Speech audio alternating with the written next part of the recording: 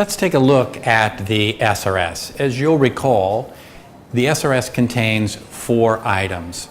Those items were chosen purposefully. They're based on Borden's early definition of a good therapeutic relationship. Agreement on goals, agreement on tasks, that is means or methods, and the client's view of the relational bond. To that, we've added another item, a 4th, about the client's preferences. Recall, some of those preferences are instrumental preferences, aspects of the service that the client would like to have present, a gender of their therapist, or the setting in which they meet. Others are related to the client's preferences regarding how they're viewed by the healthcare professional. The SRS contains 4 questions. The first question is about whether or not the client felt heard, understood, and respected. And again, like the ORS, the client is rating this on a continuum from low to high. Unlike the ORS, you'll see the SRS contains verbal definitions on either side of the poles. This helps the client identify the low end to the left and the high end to the right. Again, question number 1, did I feel heard, understood, and respected? Question number 2 is about the goals and topics. Did the client get to talk about and focus on what they wanted to talk about and focus on? Again, low to high. Question number 3 is about the approach and method. Was it a good fit, what you decided to do in the session and what the client was hoping to have happen in the session? And last but not least, question number 4 is that catch-all category, very similar to the last question on the ORS, that asked the clients to indicate whether or not the session felt complete or something was missing. On each of these 4 lines, the client simply makes a mark, a hash mark, an X or a cross.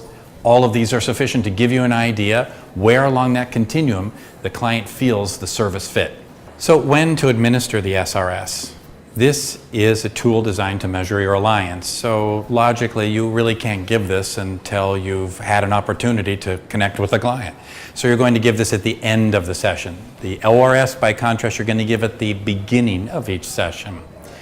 At the end of each session, you're going to also want to leave enough time to chat about it. In my practice, typically, I administer the SRS about 10 minutes before the visit is designed to end, scheduled to end. This gives me an opportunity to talk about and discuss any feedback the client might have to give me. The truth of the matter is that most of the time, the session will have gone well and the clients will have no feedback in particular to give you. At the same time, when you administer the SRS, a high score on this particular tool doesn't necessarily mean that you had a good alliance. We're going to go more into this at a later lesson. When you get a high score, it's always good to simply check in with the client by asking, are you sure? Is there anything at all that you would like to have different? And of course, if the scores are low, and in particular on one item versus the total score, ask about that item. Let's say your scores are a 38 on the overall scale, but you lost 2 points on goals and topics. You got an 8 out of 10. I always make it a practice to ask the client, I notice that this is a little bit different than the other 3 items.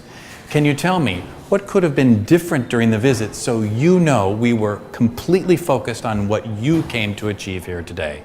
Similar to the ORS, it's important to provide a rationale for the client completing the SRS at the end of your visit.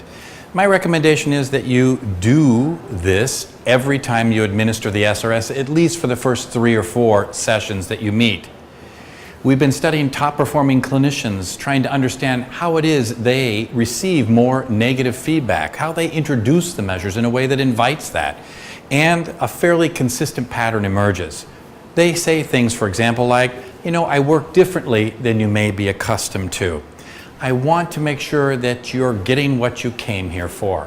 So letting me know even small things that may have caused or given you pause, that would be important for me to know. They also say things like, a score of 10 out of 10, I'm not interested in that. Life's not perfect and neither am I. Or here's another that I've frequently heard these top performing clinicians say while introducing the SRS. They'll say, it may be something small, something that you feel like it's not even worth mentioning, I'd like you to mention it so we can discuss it and dismiss it together. Again, the importance is to take some time to introduce the scale and create a culture in which the client's going to be feeling free enough to give you small pieces of negative feedback. Rarely, when you go to a tailor and have a handmade suit of clothes made, do the clothes not fit in any way at all. It's those small adjustments that really give that suit of clothes the perfect fit. That's what you're looking for when you try to create that culture of feedback using the SRS.